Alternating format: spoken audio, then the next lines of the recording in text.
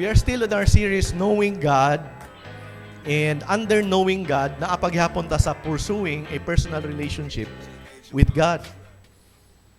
And ang intention nga one Sunday or two Sundays nga message, na himo nang this is the third Sunday, kay God has been giving us treasures from His Word, and we are just enjoying it. Ang pulong sa Ginoo nga atong ginahisgutan Sunday after Sunday. So, muna siya, if there's one thing we need to build stronger and deeper, it should be our relationship with God. Muna siya itong emphasis for 3 Sundays now. Kung naatay kinahanglan ligon nun, o palawumon, kana mao ang atong relasyon sa Ginoo. Amen? Right? So, we've been talking about that for 2 Sundays na. And Joseph had a personal and vibrant relationship with God that was clearly shown in, na mo ingon tag vibrant and dynamic. Ngano gani? Because buhi man ang Ginoo. Buhi man ang atong Ginoo, so buhi ang atong relationship sa iya. Wala ta gitagaan og system unya maoy atong i-follow, then moingon ta nga na kay relationship sa Ginoo. A religion is not a relationship with God. Going to church is not your relationship with God. Reading the Bible is not your relationship with God. Prayer is not your relationship with God. But because you have a relationship with God, that's why you read your Bible, right? Ganahan ka magbasa sa imong Bible tungod kay naman kay relasyon sa Ginoo. You want to know Him more. Asa man nimo siya mailan og ayo sa iyang pulong. Walay lain libro nga imong mabasa nga maoy magtabang nimo og ila sa Ginoo sa lawom. Ang iya lamang pulong. Amen. The reason we love to pray is because we have a relationship with God. Because of the blood of Jesus Christ, we can come boldly before the presence of God. Naatay access ay 24/7. So atong i-take advantage. Right? Nga makaduol dita sa Ginoo any time of the day. Amen?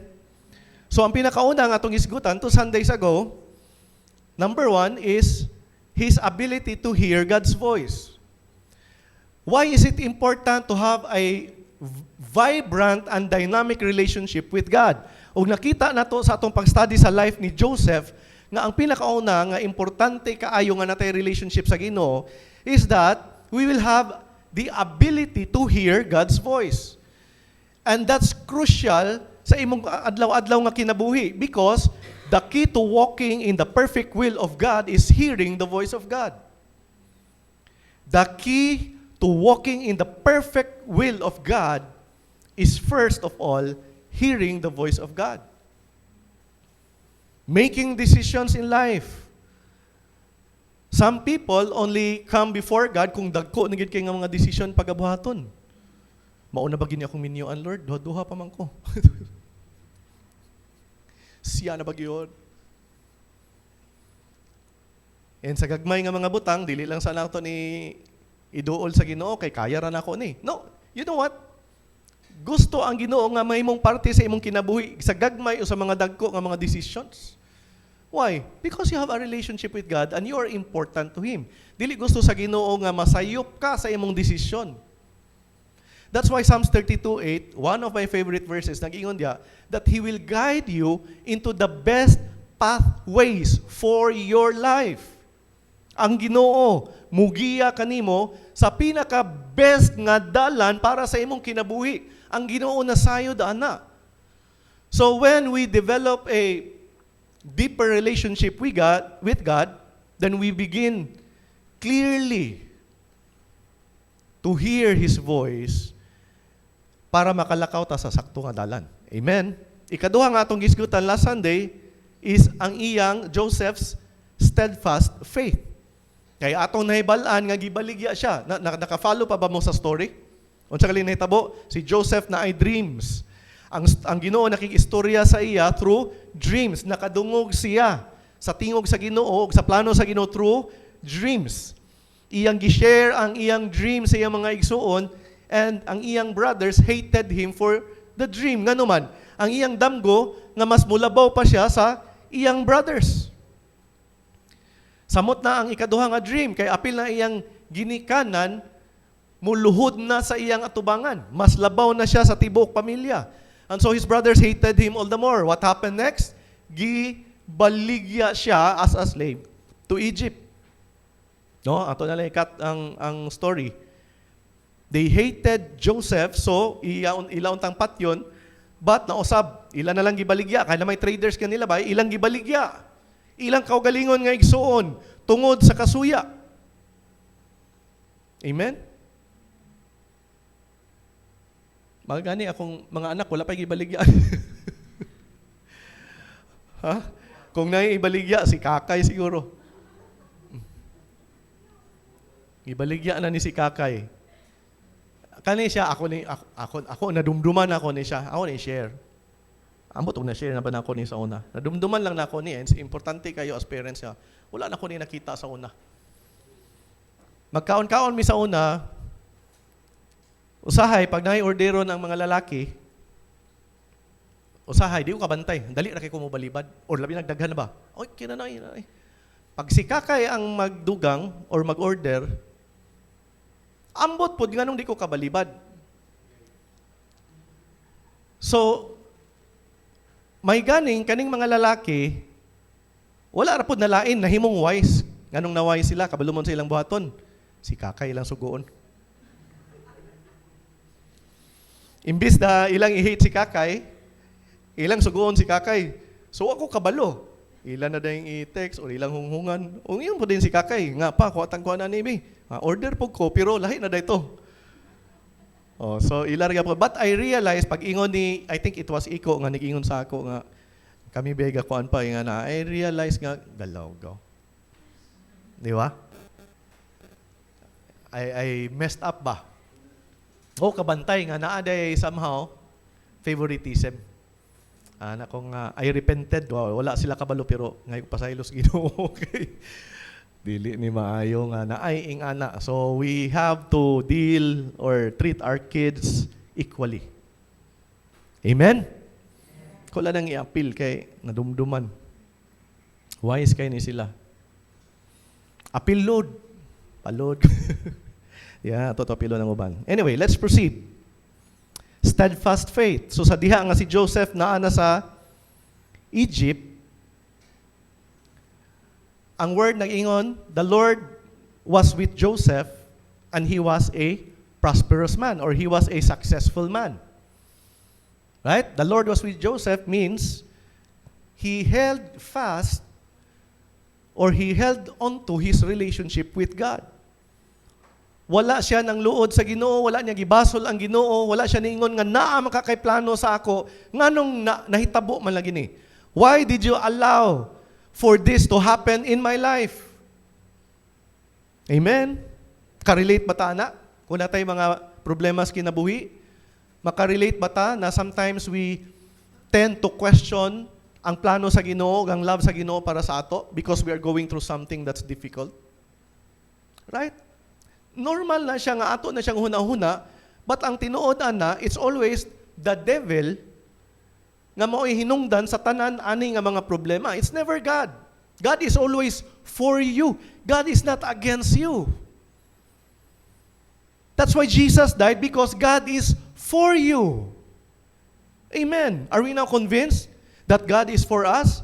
That's the reason He sent His one and only Son to die for us, to suffer and die for us, because God is for us. He wants to save us. He wants to redeem us. He wants to restore everything that's broken in our lives. He wants to deliver us. He wants to heal us. He wants to provide for us. Amen. Ang tanan ka ng abutang atong madawat through Jesus Christ. When we are in Christ, we can receive all the blessings intended for all who believe in Him. Amen, church? But you know what, kung gamahay ka sa Ginoo, dili ra ikaw. Daghan po kong pagmahay sa Ginoo, but then I realize, dili man ang Ginoo ang hinungdan ani. Ang Ginoo hinoon ang mugamit, mo pito na nga, the enemy intended it for evil. Ang plano sa enemy, steal, kill, destroy, yun. But Jesus came that you may have life and life abundantly. Ang trabaho, ang gabuhaton sa Ginoo sa ato, kung naa ka sa sitwasyon nga dili maayo, luwason ka niya dia, ibalik ka niya plastar sa sakto nga kinabuhi. Iyang itarong, iyang iplastar ang imong kinabuhi.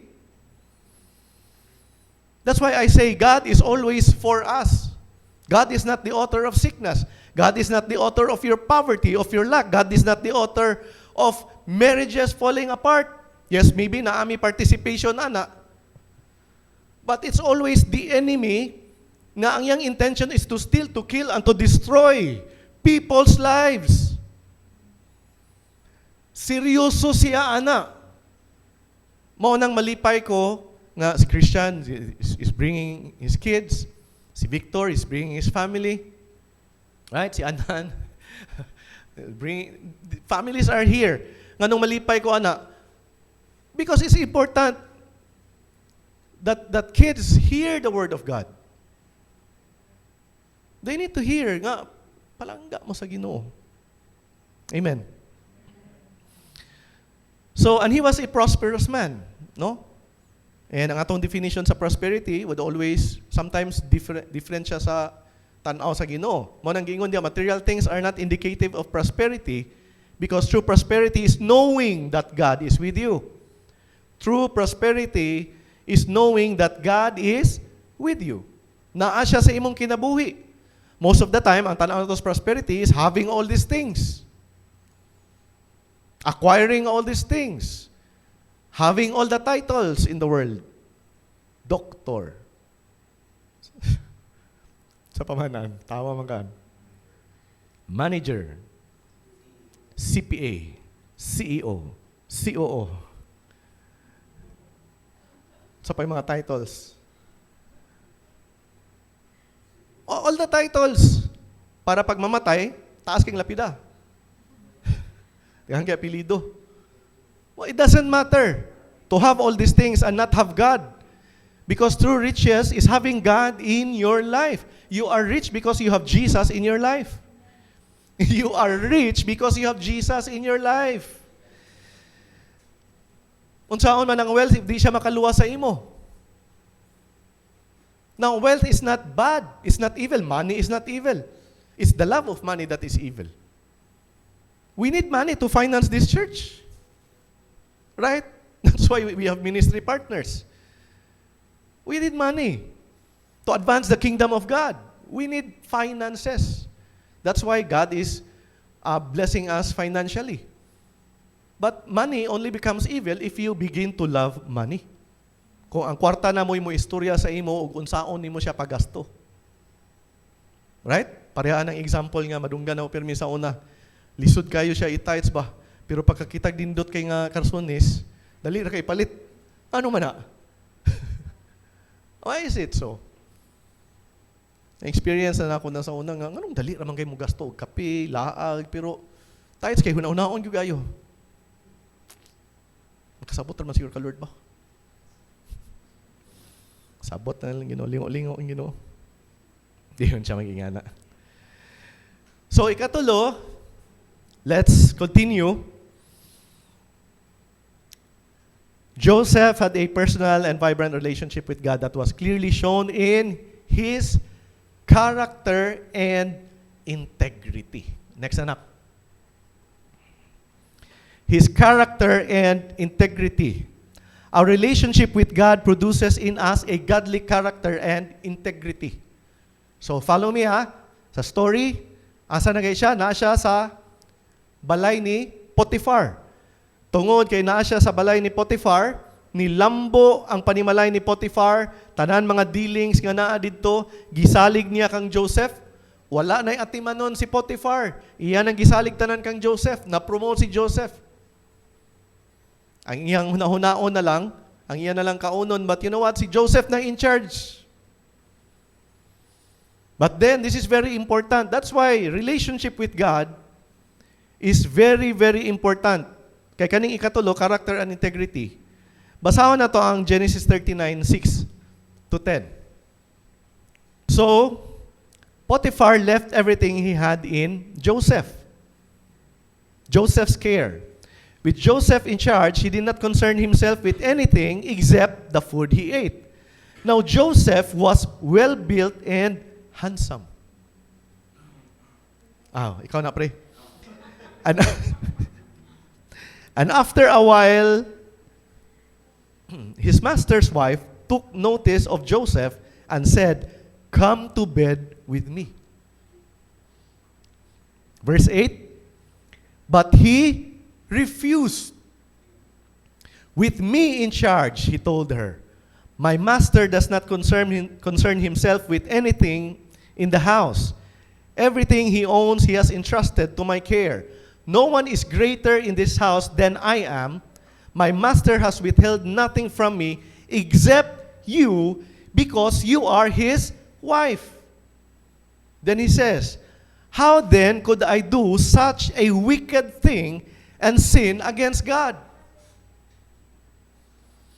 And though she spoke to Joseph day after day, he refused to go to bed with her or even be with her. That's why a dynamic, a vibrant relationship with God is very important. Kaya diri, ang character, ang integrity is a byproduct out of your relationship with God. Bunga na siya sa imong relasyon sa Ginoo nga nang makabalibad ka. I asked a Bible study group nako earlier this week.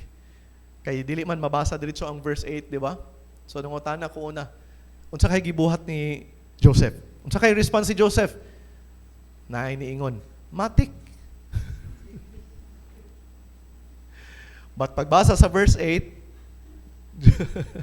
Joseph refused. And another Bible study group na iniingon nga babae, asa namang mga Joseph karon? Naa pa ba'y mga Joseph karon? Amen? That's why this is my prayer, that we will be raising up Josephs in this generation. Nga kabalo mo refuse. Kabalo mo, di ba? Pwede man siya mo take advantage. Gisaligan si Joseph ni Potiphar sa tanan completely, but ang asawa nagsugod nagtintal sa kang Joseph. For some people, it would be very tempting. Nga naman, ako na i-take advantage for favors. Right? Asawa ba sa amo? Unya, wala man po diri akong amo. So I can have favors. I can have things that I want. Pwede. Pero unsa ang giingon ni Joseph? Yun siya. How then could I do such a wicked thing and sin against God? Acknowledge niya, this is a wicked thing. Giingnan pagin niya, you are my master's wife. Amen. So he maintained his integrity. Wala lang ma-rewarded. Right? What happened next? Wala na ako siya gi-appeal, no? Para dili na kayo taas atong basahon. Ang sunod nga nahitabo, siyempre, kay si Joseph mo adto magid sa panimalay, one day, naanapod ang asawa ni Potiphar. Sa diha nga na-encounter niya si Joseph, iyang gihawiran ang jacket. O nahubo ang jacket ni Joseph. Iyang gituyo og hubo kay nidagan siya. No? Grabe na gitong asawa ni Potiphar, no? Di na gid makapugong. But Joseph, out of his relationship with God, has character and integrity. Makatanaw ta ba? Nahimo siyang slave, gibaligya siya mga igsoon. We think nga bad na gid kay na nga experience. Well, it just got worse. Napriso pag yun. Amen? Unjustly punished sa isa ka false accusation. Ang gibuhat sa asawa ni Potiphar, tungod kay nikasibat man si Joseph, singgit siya. Pag abot sa uban slaves, niingon dayon siya, Joseph was attempting to rape me. So, sa'yo nahitabo ni Joseph. Atong basahon ang Genesis 39, 19, 20.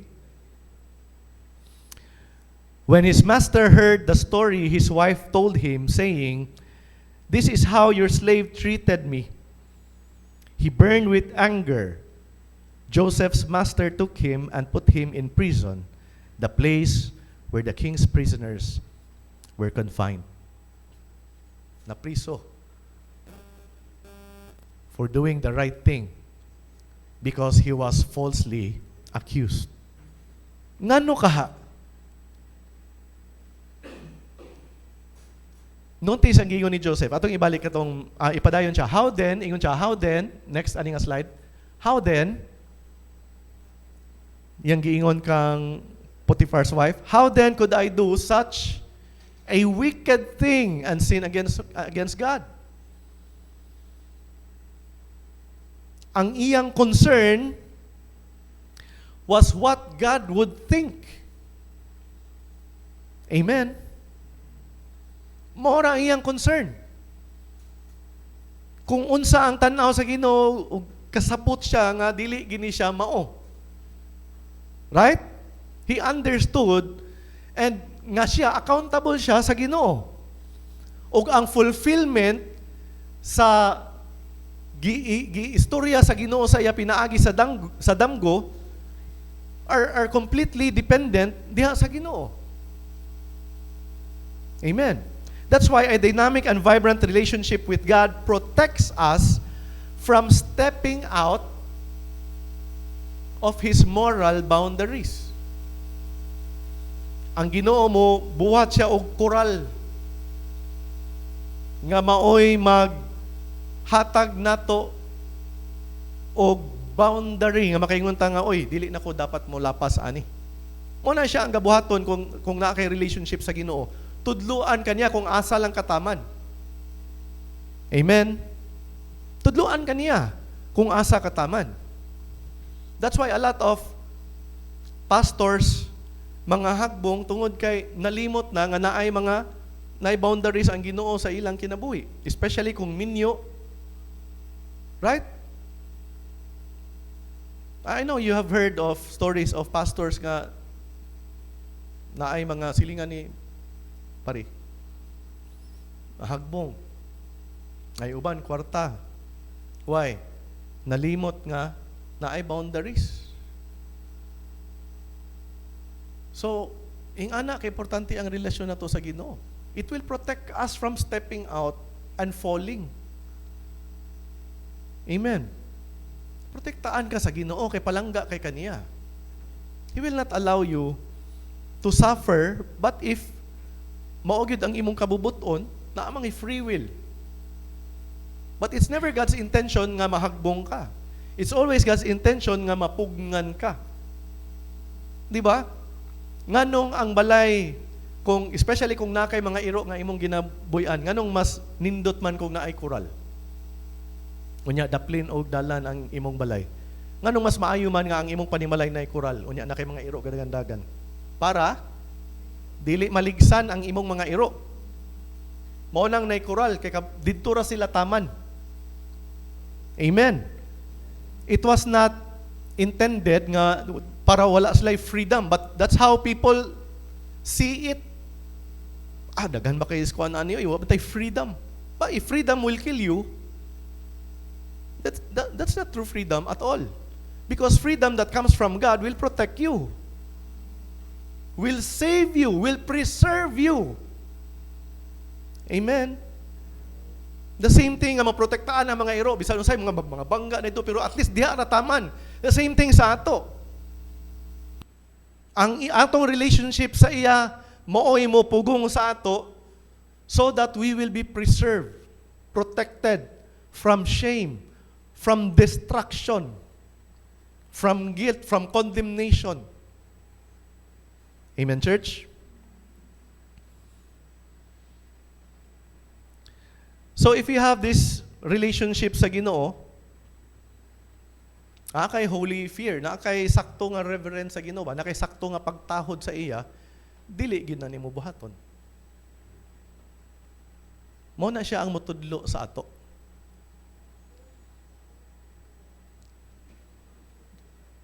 Dili man gyud ako'y makatudlo nga malig-on ang inyong, yes, I preach, but you know what? Lahi gitong ikaw og ang Ginoo. But that is my encouragement. That's why we are doing this series, is to encourage you. Nganong importante kaayo nga natay personal relationship with God. Nganong mo set aside tag time to read His Word, to know Him more, to pray, to seek His face, to know His will, to know His purpose, to know Him. Amen? Daghan pa kitag wala ma-discover sa riches, sa grasya, sa Ginoo para sa ato. And there's only one life to live. Walay dress rehearsal ani nga kinabuhi. Passing tatanan. It's either imong dawaton o imong puy-an diretso ang pulong sa Ginoo, or pwede ka mo ingon nga later. What if walay later? Amen? Number 4, pwede pa tamo lahos. And this will be the last, dili pa, next Sunday napay duha. But for this Sunday, number 4, ang kinabuhi ni Joseph nga magpamatuod nga lig-on iyang relationship sa Ginoo is his patience and perseverance. Our relationship with God empowers us to persevere through trials and to remain hopeful. Through trials and to remain hopeful despite suffering. Yabi, no? But mao na siya ang mahitabo kung na kay ligon nga relationship sa Ginoo. And makayong ka nga, di man ligon ang relationship sa Ginoo gyud ay. That's why ang atong relationship sa Ginoo is also a journey. It's also a progress. But niingon bitaw ko last time na to progress further in our relationship with God. Nganong patience and perseverance ato makita. Napriso siya, another opportunity to be bitter towards God, another opportunity to quit believing God, another opportunity to question the love of God, the plan of God for his life, pero wala niya gibuhat. Amen? Basahon na to sa Genesis. Genesis 39:21-23. But the Lord was with Joseph, another line nga nakita na to last time, and showed him mercy, and he gave him favor in the sight of the keeper of the prison. And the keeper of the prison committed to Joseph's hand all the prisoners who were in the prison. Whatever they did there, it was his doing. The keeper of the prison did not look into anything that was under Joseph's authority, because the Lord was with him, and whatever he did, the Lord made it prosper. Amen. Another opportunity. Right? Nahimong slave, pero naapaday worse. Slave nga na priso. In a foreign land, without anybody nga nagpalangga sa iya dito, nakaila sa iya dito, nga pwede mo bisita sa iya dito. Nalimta na siya. But God was with him. Hallelujah! That's why he persevered. Para sa iya, mas tinuod paghihapon ang istorya sa Ginoo sa iya, kumpara sa iyang circumstances. Pwede man tamo ingon, Lord, nagkagrabe naman hinuon eh.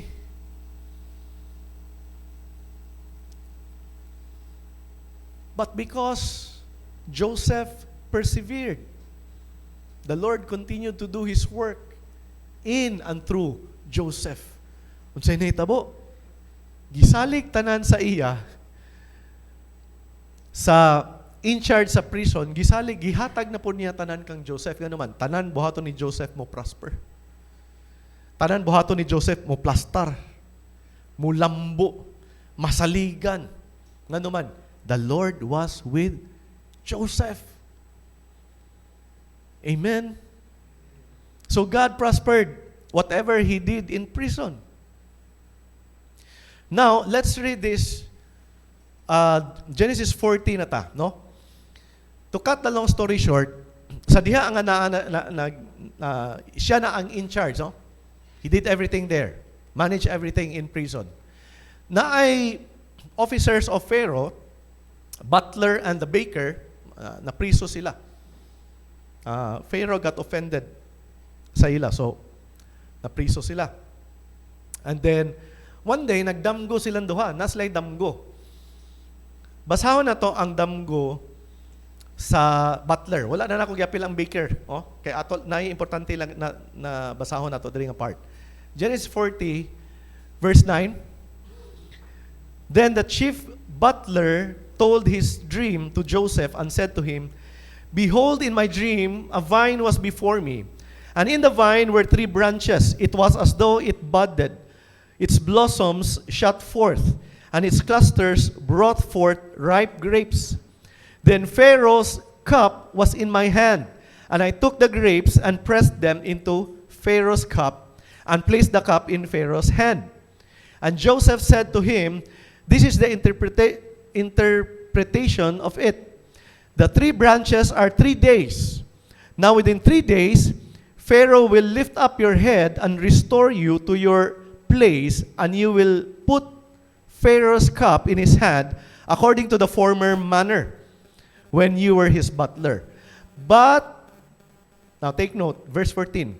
But remember me when it is well with you, and please show kindness to me, make mention of me to Pharaoh, and get me out of this house.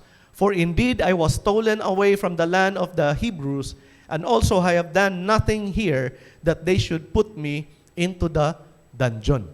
So na sila dreams, gistorya sa butler ay ang dream, mo ni siya ang interpretation ni Joseph sa dream. Ang baker, nakita niya nga, oy, favorable man ang interpretation. Gistorya pod sa baker ang iyang dream. Ang laktod nga storya, ang gihatag nga interpretation ni Joseph nga Pharaoh will hang you in 3 days. Bitayon ka ni Pharaoh in 3 days. Okay. O basahon na to ang Genesis 40. This will be our last passage of scriptures. Parayta 40:20 to 23. Now it came to pass on the 3rd day, which was Pharaoh's birthday, that he made a feast for all his servants. And he lifted up the head of the chief butler and of the chief baker among his servants. Then he restored the chief butler to his butlership again, and he placed the cup in Pharaoh's hand. But he hanged the chief baker as Joseph had interpreted to them. So ang iyang interpretation na tinuod, ang butler was restored to his position. Ang baker was hanged. Now this is a sad part na naguol ko kang Joseph sa verse 23. Yet the chief butler did not remember Joseph. He forgot him.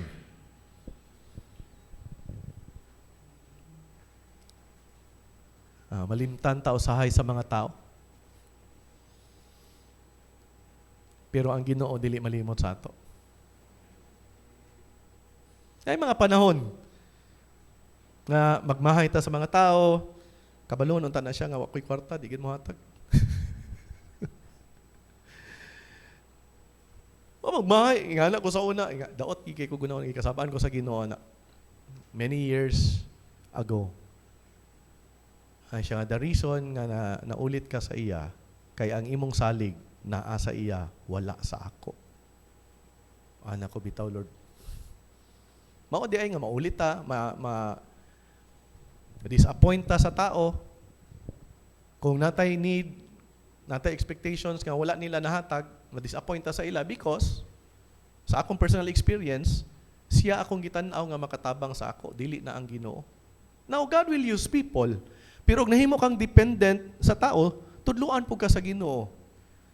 Nga, mubalik ka nga mahimong dependent sa iya, ang imong true source. Amen. So after adto, bisag walay mohatag, di na ko malain. So wala na kay gikalainan. Nga naman, wala naman sa ila akong salig. Naa naman sa Ginoo. Amen? Man, hindi na ka matingala nga nung man mayong tagad. Wa mo gani mo tagai. But you know what? Tudluan ta sa Ginoo nga siya ang atong saligan. So, nag-enta diri nga story to point out Joseph's patience and perseverance. Do you know what patience means? To stay the same over a long period of time. Mao ni siyang patience. Nagpabilin kag tuo sa dugay kayo nga panahon. Kabalo mo pila ka tuig si Joseph sa balay ni Potiphar? 11 years. Kabalo mo pila ka tuig si Joseph sa prisuhan? 2 years. Patience and perseverance are a byproduct of your relationship with God. Importante kayo siya. Para mulahutay ta. Bahalag na yung pagsulay pero ma-enjoy ta. Kay naatay Ginoo gatabang nato.